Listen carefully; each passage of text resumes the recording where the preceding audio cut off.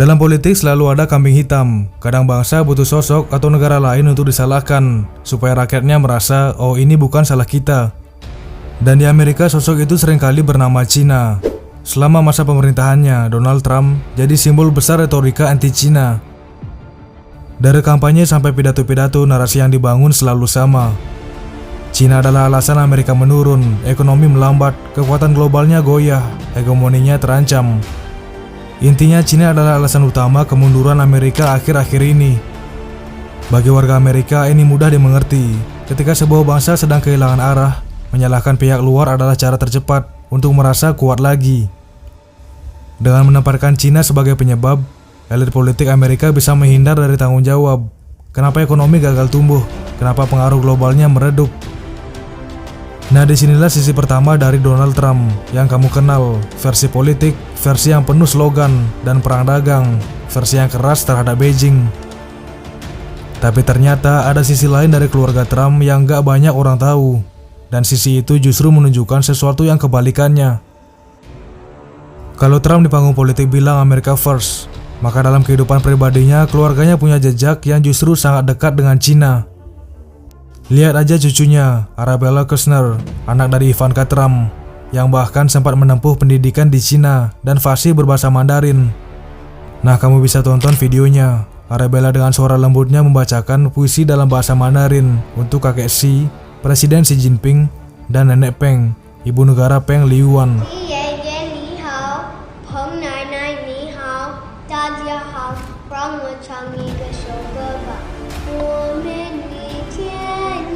Nah, warga Cina sampai jatuh hati. Sosok kecil dari keluarga yang dianggap anti-Cina malah memikat hati publik Cina lewat budaya mereka sendiri. Ironi yang manis kan? Tapi tunggu dulu, cerita ini bukan tentang Arabella. Ini tentang pamannya Donald Trump, seseorang yang jauh lebih misterius, John George Trump. Ilmuwan jenius, profesor di MIT, dan ternyata punya hubungan yang sangat penting dengan sejarah ilmiah Cina. Salah satu penyebab Cina menjadi negara yang maju dengan sangat cepat. Nah, bayangin aja, Donald Trump, presiden ke-45 Amerika Serikat, yang terkenal keras terhadap Cina, ternyata punya paman yang membantu Cina dalam riset nuklir. Dan kisah ini sudah diceritakan di berbagai sumber. Kedengarannya kayak plot film politik, tapi kisah ini nyata dan tercatat dalam memoir seorang ilmuwan besar di Cina, bernama Zhao Zongyao. Nah, mungkin Donald Trump boleh keras dalam diplomasi, tapi pamannya John Trump justru pernah menolong ilmuwan Cina di masa paling krusial dalam sejarah. Ironis kan? Tapi justru itu yang membuat kisah ini menarik.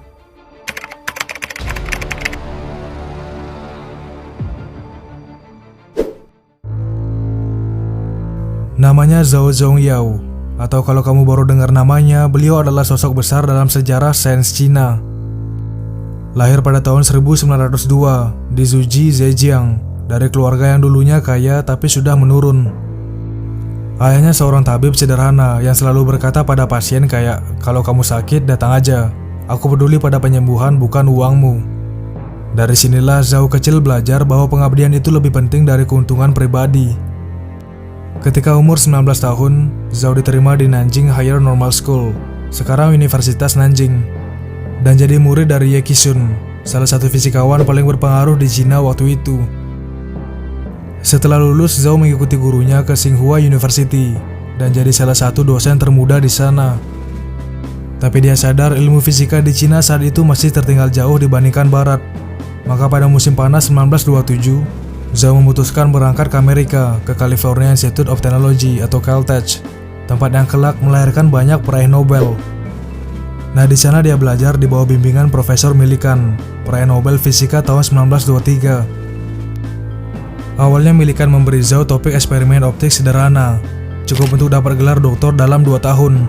Tapi Zhao datang bukan untuk sekedar dapat gelar, dia datang untuk belajar sains demi bangsanya. Ia memberanikan diri menolak topik itu dan meminta riset yang lebih sulit, Absorption Coefficient of Hard Gamma Rays in Matter. Tindakannya bikin heboh si isi Caltech, tapi Millikan akhirnya mengizinkan, dan dari sanalah sejarah berubah. Pada tahun 1930, Zhao menemukan keberadaan positron, partikel bermuatan positif yang kelak jadi konsep penting dalam fisika partikel modern.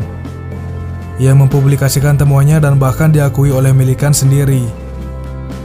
Tapi 6 tahun kemudian pada 1936, rekan sepenelitiannya di Caltech, Carl Anderson, menerima hadiah Nobel atas penemuan partikel yang sama. Anderson kemudian mengakui inspirasinya datang dari penelitian Zhao. Bahkan bertahun-tahun kemudian, mantan direktur Komite Nobel mengatakan, ini adalah penyesalan yang tak bisa diperbaiki. Dunia katanya berutang 1 Nobel kepada Cina dan kepada Zhao Zongyao. Tahun 1931, Zhao pulang ke Cina yang sedang bergejolak oleh perang, membawa pulang pengetahuan dan tekad besar. Ia mendirikan laboratorium fisika nuklir pertama di Cina dan mengajar generasi fisikawan baru, termasuk nama-nama legendaris seperti Qian Shanqiang dan He Zhehui. Nah, bisa dibilang tanpa Zhao, fondasi sains nuklir Cina mungkin tidak akan pernah terbentuk. Lalu datang tahun 1946, Amerika baru saja menjatuhkan bom atom di Hiroshima dan Nagasaki. Dunia sedang berubah. Pemerintah Amerika mengundang ilmuwan sekutu untuk menyaksikan uji coba senjata di Hawaii, dan Zhao diundang sebagai tamu kehormatan. Nah, saat menyaksikan ledakan itu, ia tersentak. Cina juga harus mampu membuat ini. Nah, setelah kembali, inilah yang memulai semuanya nih. Zhao mengajukan proposal pembelian peralatan penting, terutama elektrostatik proton accelerator, alat vital untuk riset nuklir. Akademia Sinica mendanai sebesar $120.000 Amerika Serikat, tapi harga sebenarnya $400.000. Dan jangankan cukup uang, Amerika juga melarang ekspor peralatan semacam itu, beli pun tidak boleh. Dan disinilah John George Trump masuk ke dalam cerita.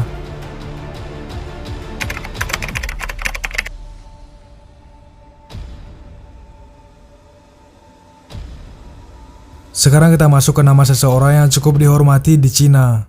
Namanya John George Trump, lahir di New York 21 Agustus 1907. Anak kedua dari imigran Jerman Frederick Trump dan Elizabeth Christie Trump. Ia bukan pengusaha real estate seperti keluarga Trump lainnya, tapi seorang ilmuwan sejati. Dia lulus sarjana teknik elektro dari New York University Institute of Technology, dulu Brooklyn Institute of Technology pada 1929.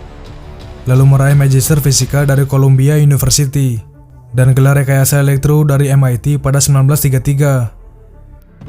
Nah, kemudian sejak 1936 sampai 1973, ia mengajar di Massachusetts Institute of Technology atau MIT dan menjadi anggota American Academy of Engineering. John dikenal karena karyanya di bidang teknologi medis dan radar.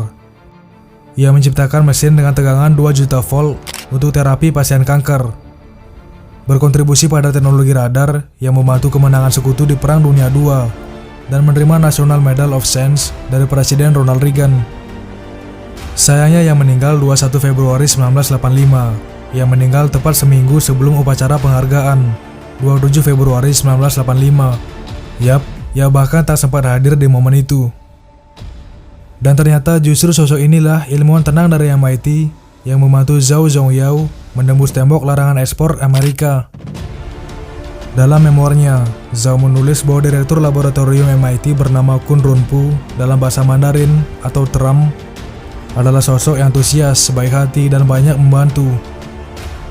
John Trump memberi Zhao akses ke data teknis akselerator, memperkenalkannya pada para ahli, bahkan memberikan akselerator lama di lab MIT untuk digunakan dalam eksperimen. Nah, ia membantu mencari jalan agar peralatan yang dibutuhkan bisa dirakit dengan komponen sederhana. Berkat bantuan ini, Zhao akhirnya berhasil membeli peralatan sederhana pada musim dingin 1948, meskipun ekspornya tetap berulang kali diblokir.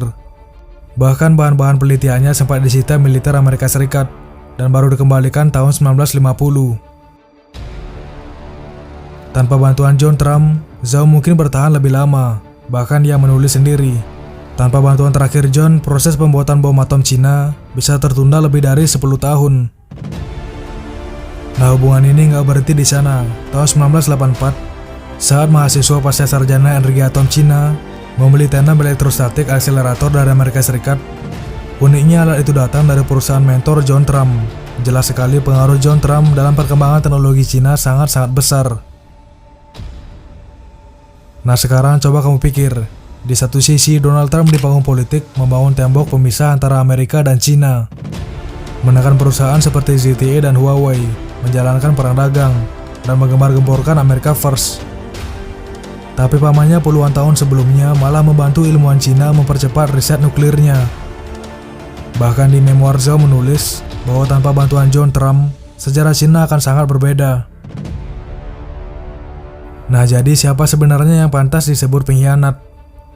Apakah ilmuwan yang berbagi ilmu lintas negara dianggap berbahaya? Atau justru politikus yang memakai kebencian untuk menang pemilu? John Trump sang paman hidup untuk ilmu pengetahuan. Donald Trump sang keponakan hidup untuk politik. Dua orang dengan nama yang sama tapi semesta moral yang berbeda. Zhao yang kelak kembali ke tanah airnya selalu menyebut nama John Trump dengan rasa hormat.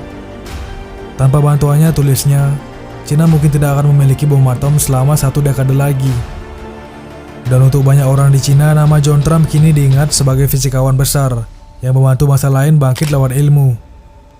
Nah, jadi kalau teman-teman lihat keluarga Trump sebagai satu warna yang sama, mungkin kalian perlu berpikir ulang.